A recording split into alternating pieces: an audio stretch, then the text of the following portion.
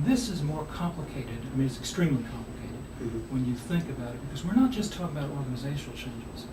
We are talking about impacts on staff and on changing attitudes.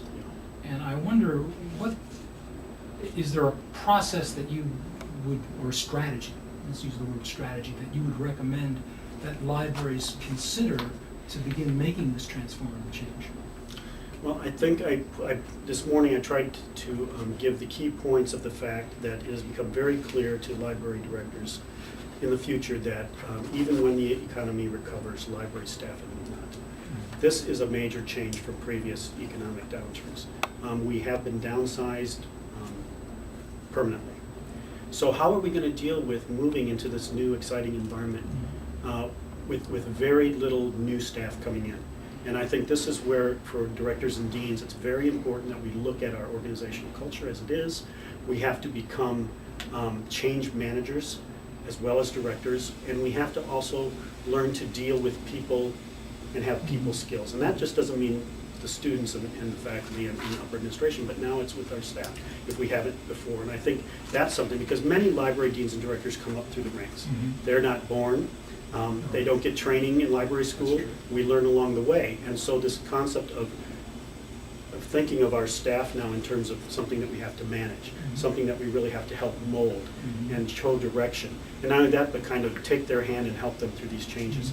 I think it is going to become more hand-holding, and that's kind of something that's very different, I think, for managers and directors. So the way to move forward is that we have to retool and retrain the people we have. We have to identify people and their skill levels and their skill sets and encourage them to take some risks with their own personal career, with their own personal job, and show them that some of the skills that they have are adaptable in this environment, that we need those skills, that we don't need them, we need them, and that we're willing to invest in them as people, to move them into these new areas.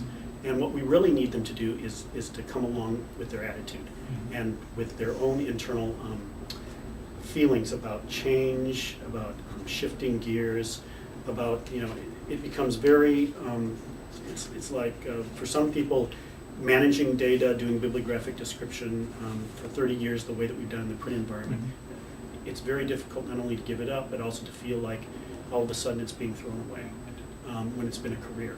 And it's not that. It's not a matter of throwing it away. I think it's change. We have to understand that we all go through periods of loss when change happens. We have to acknowledge the loss. We have to acknowledge the fact that we've done our best with what we've had, but then we need to move on. And that library directors and deans understand that we are going to empower you. We want you to be empowered employees. We want you to help us to move through this environment. And that, again, that's a different way than libraries have been managed in the past. Usually we have the very hierarchical structure. We want people to step up and say, let's try some new things. We want brainstormers.